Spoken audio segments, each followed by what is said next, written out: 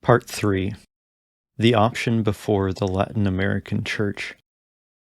We have seen that one of the most fruitful functions of theology, and one in which we are particularly interested in this work, is critical reflection, the fruit of a confrontation between the world accepted in faith and historical praxis.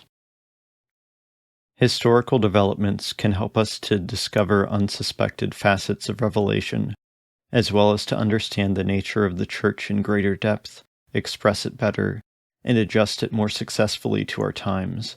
Gaudium et Spes number 44. For this reason, the commitment of Christians in history constitutes a true locus theologicus. In this connection, it is useful to recall, at least in broad outline, the new awareness of the reality of the continent which Latin Americans have acquired, as well as the way in which they understand their own liberation. We will also look at the options which important sectors of the Church are making here in the only predominantly Christian continent among those inhabited by oppressed peoples. The Latin American Church indeed faces peculiar and acute problems related to the process of liberation. Chapter 6.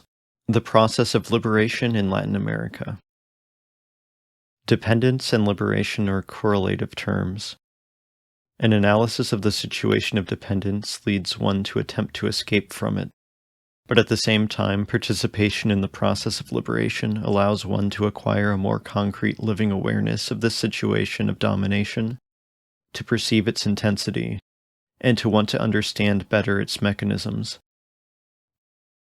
This participation likewise highlights the profound aspirations which play a part in the struggle for a more just society.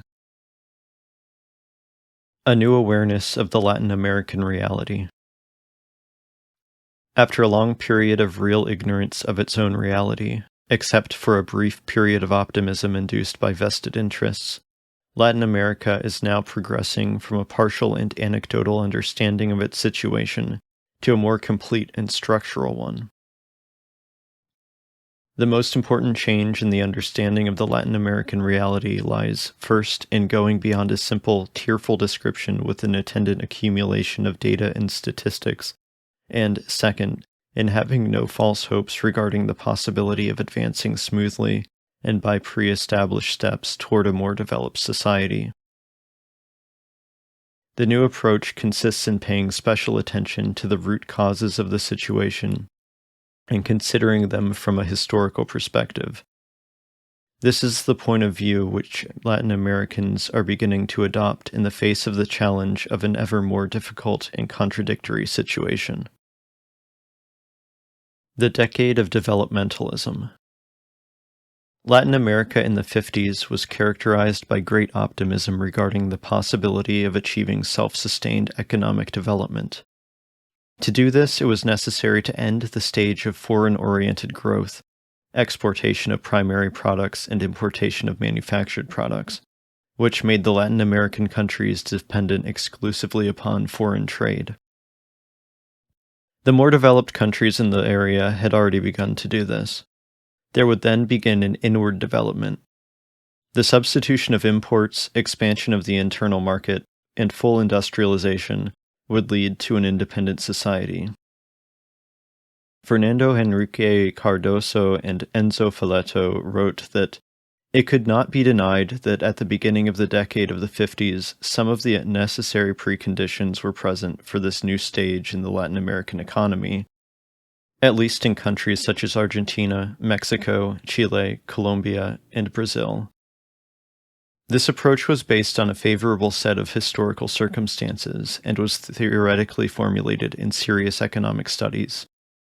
In the political sphere, it was adopted by the populist movements, which at different times and with varying influence arose in Latin America. The developmentalist policies current at that time were supported by international organizations. From their point of view, characterized by structural functionalist categories, to develop meant to be oriented towards a model abstracted from the more developed societies in the contemporary world. This model was considered to be modern society or industrial society. In achieving this goal, social, political, and cultural obstacles originating from the archaic political structures proper to underdeveloped countries, also referred to as traditional societies or transitional societies, had to be overcome. The underdeveloped countries thus were considered backward, having reached a lower level than the developed countries. They were obligated, therefore, to repeat more or less faithfully the historical experience of the developed countries in their journey towards modern society. For those located in the heart of the empire, this modern society was characterized by high mass consumption. Underdevelopment and development constituted a continuum. Dysfunctional groups would arise within the social system of traditional societies, leading to the creation of social forces opposed to the existing order. At first, the accumulated pressures would produce partial changes, and later the modification of society as a whole. According to this model, social systems were regarded as unstable, and their transformation would result from the cumulative effect of tension between opposing forces. With the inevitable qualifications and variations, this theory yielded a model and an ideology of modernization, which explained the transition of Latin American societies from traditionalism to modernism, from underdevelopment to development. This point of view sanctioned timid and in the long run deceitful efforts which tended to achieve an ever greater efficiency. Not only have they failed to eliminate the prevailing economic system, however, they have contributed to its consolidation. Developmentalist policies did not yield the expected results. One of their proponents acknowledged that, after more than half of the decade of the 60s has passed, the gap between the two worlds is growing bigger, rather than slowly decreasing as was expected. While from 1960 to 1970 the developed nations will have increased their wealth by 50%, the developing countries, 2/3 of the world's population, will continue to struggle in poverty and frustration. The developmentalist approach has proven to be unsound and incapable of interpreting the economic, social, and political evolution of the Latin American continent. According to Cardoso and Filetto, one gets the initial impression that the interpretive model and the prognoses, which in the light of purely economic factors could be formulated towards the end of the 1940s, were not sufficient to explain the later course of events. A change of attitude occurred in the 60s. A pessimistic diagnosis of economic, social, and political realities replaced the preceding optimism. Today it is evident that the developmentalist model suffered from grave problems of perspective. It did not sufficiently take into account political factors, and worse, stayed on an abstract and ahistorical level. Underdeveloped, backward societies were statically juxtaposed to modern, developed societies. But as Theotonio dos Santos has pointed out, there is no historical possibility that they will become societies reaching the same stage of development as the developed ones. Historical time is not unilinear. There is no possibility that a contemporary society could evolve to levels achieved earlier by existing societies. All peoples move concurrently and in a parallel fashion toward a new society. The developmentalist and modernizing approach made it impossible to appreciate both the complexity of the problem and the inevitable conflictual aspects of the process taken as a whole. The theory of dependence. For some time now, another point of view has been gaining ground in Latin America. It has become ever clearer that underdevelopment is the end result of a process. Therefore, it must be studied from a historical perspective, that is, in relationship to the development and expansion of the great capitalist countries. The underdevelopment of the poor countries, as an overall social fact, appears in its true light, as the historical byproduct of the development of other countries.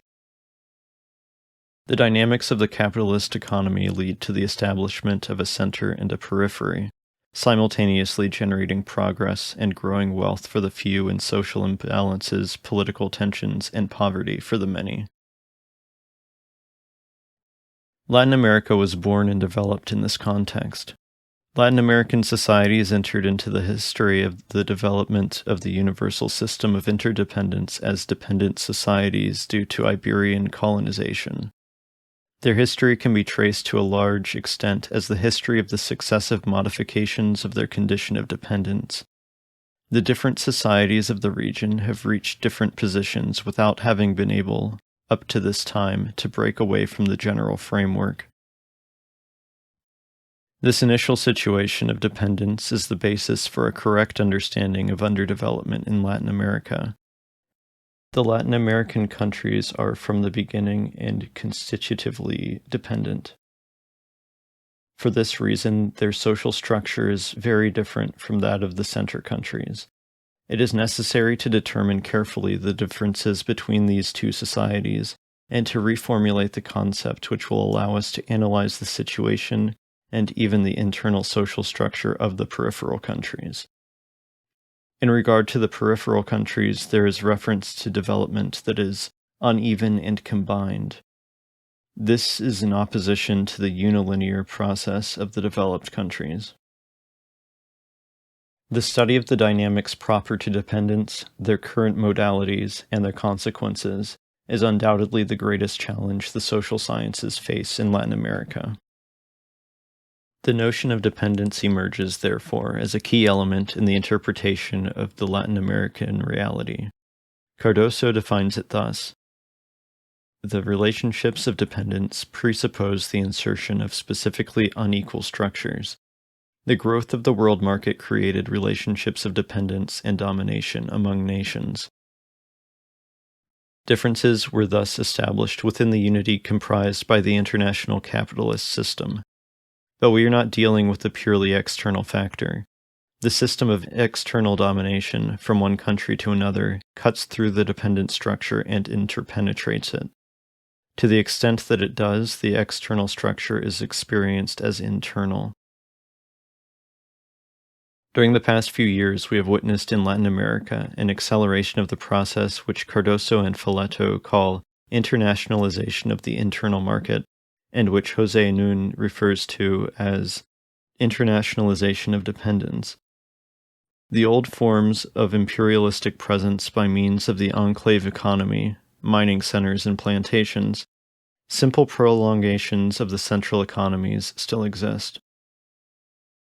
But currently foreign investment is gravitating towards the modern sector of the economy, that is to say, towards the more dynamic element of budding native industry, binding it ever more closely to international capitalism. In this way, a new kind of dependence arises, less apparent but no less real. This new form of dependence not only does not necessitate defending the status quo, it even includes fostering change in the social situation of the Latin American countries, especially the most backward ones. Modernization and the introduction of greater rationality into the economies is required by the vested interests of new economic groups. These groups are increasingly less tied to any one country and are gradually acquiring the character of great multinational corporations. It is necessary, therefore, to place in a single perspective the expansion of the developed nations. We must follow in the new modalities very closely. These points were originally treated by authors such as Hobson, and from another point of view by Rosa Luxemburg, Lenin, and Bukharin, who formulated the theory of imperialism and colonialism. But despite occasional references, especially in Lenin, their point of view was fundamentally that of the capitalist countries. Franz Hinkel-Almert writes, "These are authors who live in the centers of the capitalist world and who deal with the problem of imperialism from the point of view of these centers. They experience the expansive strength of capitalism in these centers. They experience the economic crises of the centers and the ramifications which these phenomena have on the dependent periphery which is exploited by the centers. But what happens in the underdeveloped world itself is not analyzed beyond determining the effects of the exploitation of such countries." Latin American social scientists are determined to study the problem from the point of view of the dominated countries, which will allow them to illuminate and to deepen the theory of dependence. This perspective has been overlooked until now. It should lead to a reformulation of the theory of imperialism. The imbalance between developed and underdeveloped countries, caused by the relationships of dependence, becomes more acute if the cultural point of view is taken into consideration. The poor, dominated nations keep falling behind. The gap continues to grow. The underdeveloped countries, in relative terms, are always farther away from the cultural level of the center countries. For some, it is difficult to ever recover the lost ground. Should things continue as they are, we will soon be able to speak of two human groups, two kinds of people. Not only sociologists, economists, and political theorists, but also psychologists and biologists have pointed with alarm to the fact that the incessant widening of the distance between the developed and the underdeveloped countries is producing a marked separation of two human groups. This implies the appearance, in a short time, of a true anthropological differentiation. At each level of progress and each stage of development, the industrialized countries advance and accumulate strength which allows them to reach new collective goals of a number and degree much higher than those attainable by the underdeveloped countries. These new insights must not cause us to forget, however, how much needs to be done in working out an adequate theory of dependence. The Latin American social sciences work under the pressure of concern for immediate political action. This pressure is at the same time their strength and their weakness. It provides a solid starting point, a permanent stimulus to reflection, and the guarantee that this reflection will contribute effectively to social change. But this pressure, which contains intuitive and ideological elements, can also endanger the efforts of the social sciences to acquire a sufficiently scientific character and thus provide an authentic framework, broad and detailed at the same time, for interpreting reality. There is urgent need for a purification to eliminate the less scientific approaches, for a clarification of terms used, for an application of the general categories to ever more complex and constantly evolving realities. A systematic analysis of the forms dependence has taken in Latin America is still to be made, writes Cardoso. An analysis which will have to consider, on the one hand, the connection among the particular ways in which Latin American economies are tied to the world market, and on the other, the political structures of domination, both internal and external. Without this analysis, and without specifying the kinds of dependence, the use of the term can camouflage new equivocations. For one can have recourse to the idea of dependence as a way of explaining internal processes of the dependent societies by a purely external variable, not readily identifiable but omnipresent, which is regarded as a cause. The importance of analyzing the problems of the peripheral countries in terms of dependence, as we understand it, requires an effort to avoid new reifications, which transform concepts into real factors without any precise identification of their real nature. This task is imperative if we wish to make fertile theses effective and avoid pseudo-interpretations and facile solutions. But only a class analysis will enable us to see what is really involved in the opposition between oppressed countries and dominant peoples. To take into account only the confrontation between nations misrepresents and in the last analysis waters down the real situation. Thus the theory of dependence will take the wrong path and lead to deception if the analysis is not put within the framework of the worldwide class struggle. The perception of the fact of dependence and its consequences has made possible a new awareness of the Latin American reality. It is now seen clearly that in addition to economic factors, it is also necessary to take into consideration political factors. Development theory must now take into account the situation of dependence and the possibility of becoming free from it. Only in this context can the theory make any sense and have any possibility of being implemented. Studies made along these lines lead one to conclude that autonomous Latin American development is not viable within the framework of the international capitalist system. The liberation movement. To characterize Latin America as a dominated and oppressed continent naturally leads one to speak of liberation, and above all to participate in the process. Indeed, liberation is a term which expresses a new posture of Latin Americans. The failure of reformist efforts has strengthened this attitude. Among more alert groups today, what we have called a new awareness of Latin American reality is making headway. They believe that there can be authentic development for Latin America only if there is liberation from the domination exercised by the great capitalist countries, and especially by the most powerful, the United States of America.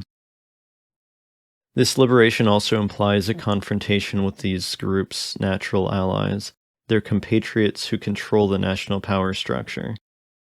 It is becoming more evident that the Latin American peoples will not emerge from their present status except by means of a profound transformation, a social revolution, which will radically and qualitatively change the conditions in which they now live. The oppressed sectors within each country are becoming aware slowly, it is true, of their class interests and of the painful road which must be followed to accomplish the breakup of the status quo. Even more slowly, they are becoming aware of all that the building of a new society implies. Because of urbanization and increased industrialization, the Latin American popular movement grew from 1930 on, demanding greater participation in the economic and political life of its respective countries. Political parties of a populist bent capitalized on this basically urban movement. But the crisis of developmentalist policies to which we have referred, the rise of multinational businesses and their growing control of the economy of Latin America, and the appearance of militant peasant masses on the political scene, all these were responsible for the loss of political leadership at different times in different countries, which the different forms of populism held up to that point. After a period of disorientation, an intense process of political radicalization began. In this regard, the Cuban Revolution has played a catalytic role. With certain qualifications, this revolution serves as a dividing point for the recent political history of Latin America. One final factor in all this is the Sino-Soviet split, which among other things has accelerated the internal breakup of the classical communist parties and precipitated the birth of new and more radical revolutionary groups. Guerrilla groups appeared, intending quickly to mobilize the masses. They did this by urging them to follow a radical line more than through an organization really representing their interests. Military defeats followed each other. The political lessons are nevertheless important. Revolutionary political action has diversified in recent years. It has gone from outbreaks of a leftist nationalism in search of definite options, under the pressure of radicalized groups and the masses through in-depth connections with the popular masses and even the much-discussed electoral path, to subversion under new forms of armed struggle.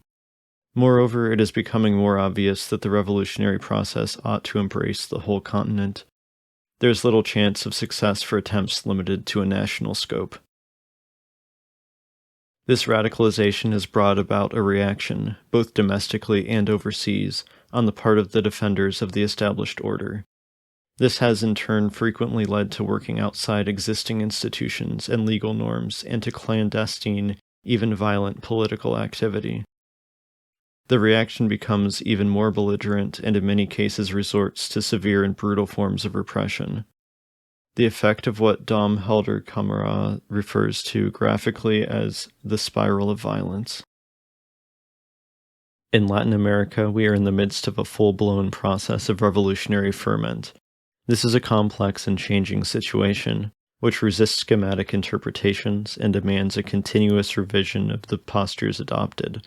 Be that as it may, the untenable circumstances of poverty, alienation, and exploitation in which the greater part of the people of Latin America live urgently demand that we find a path toward economic, social, and political liberation. This is the first step toward a new society. These groups and individuals who have raised the banner of Latin American liberation are most frequently of socialist inspiration. Socialism, moreover, represents the most fruitful and far-reaching approach. There is, however, no monolithic orientation. A theoretical and practical diversity is emerging. Strategies and tactics are different, and in many cases even contrary. Theoretical approaches also vary. This can be a result both of different interpretations of reality and of conscious or unconscious imitation of others' approaches. Indeed, cultural dependence has a role to play even in here. Nevertheless, the search for indigenous socialist paths continues. In this field, the outstanding figure of José Carlos Mariátegui, despite the inconclusiveness of his work, continues to chart the course. "We certainly do not wish," he wrote in an often quoted text, "for socialism in America to be an exact copy of others' socialism. It must be a heroic creation. We must bring Indo-American socialism to life with our own reality, in our own language. This is a mission worthy of a new generation." According to Mariátegui, Marxism is not a body of principles which can be rigidly applied the same way in all historical climates and all social latitudes. Marxism, in each country, for each people, works and acts on the situation, on the milieu, without overlooking any of its modalities. For Mariátegui, as for many today in Latin America, historical materialism is above all a method for the historical interpretation of society. All his work, thought, and action, although not exempt from understandable limitations, was characterized by these concerns. His socialism was creative because it was fashioned in loyalty. He was loyal to his sources, that is, to the central intuitions of Marx, yet was beyond all dogmatism. He was simultaneously loyal to a unique historical reality. However, and Mariátegui predicted this, only a sufficiently broad, rich, and intense revolutionary praxis, with the participation of people of different viewpoints, can create the conditions for fruitful theory. These conditions are beginning to appear. Without any loss of militancy or radicalness in the theory, they will undoubtedly lead to greater modifications than envisioned by those who sought refuge in easy solutions, or in the excommunication of those who did not accept their pat answers, schematizations, and uncritical attitudes toward the historical expressions of socialism. One of the great dangers which threaten the building of socialism in Latin America, pressed as it is by immediate concerns, is the lack of its own solid theory. And this theory must be Latin American, not to satisfy a desire for originality, but for the sake of elementary historical realism. There is also present in this process of liberation, explicitly or implicitly, a further ramification which it is well to keep in mind. The liberation of our continent means more than overcoming economic, social, and political dependence. It means, in a deeper sense, to see the becoming of humankind as a process of human emancipation in history. It is to see humanity in search of a qualitatively different society in which it will be free from all servitude, in which it will be the artisan of its own destiny. It is to seek the building up of a new humanity. Ernesto Che Guevara wrote, "We revolutionaries often lack the knowledge and the intellectual audacity to face the task of the development of a new human being by methods different from the conventional ones, and the conventional methods suffer from the influence of the society that created them." This vision is what in the last instance sustains the liberation efforts of Latin Americans. But in order for this liberation to be authentic and complete, it has to be undertaken by the oppressed themselves, and so must stem from the values proper to them. Only in this context can a true cultural revolution come about. From this point of view, one of the most creative and fruitful efforts implemented in Latin America is the experimental work of Paulo Freire, who has sought to establish a pedagogy of the oppressed. By means of an unalienating and liberating cultural action which links theory with praxis, the oppressed perceive and modify their relationship with the world and with other persons. They thus make the transfer from a naive awareness, which does not deal with problems, gives too much value to the past, tends to accept mythical explanations, and tends toward debate, to a critical awareness, which delves into problems, is open to new ideas, replaces magical explanations with real causes, and tends to dialogue. In this process, which Freire calls conscientization, the oppressed reject the oppressive consciousness which dwells in them, become aware of their situation, and find their own language. They become, by themselves, less dependent and freer, as they commit themselves to the transformation and building up of society. Let us specify also that this critical awareness is not a state reached once and for all, but rather a permanent effort of those who seek to situate themselves in time and space, to exercise their creative potential, and to assume their responsibilities. Awareness is, therefore, relative to each historical stage of a people and of humankind in general. Freire's ideas and methods continue to be developed. All the potentialities of conscientization are slowly unfolding, as well as its limitations. It is a process which can be deepened, modified, reorientated, and extended. This is the task in which, in the first place, the founder of this movement, as well as many of those who in one way or another have participated in it, are involved.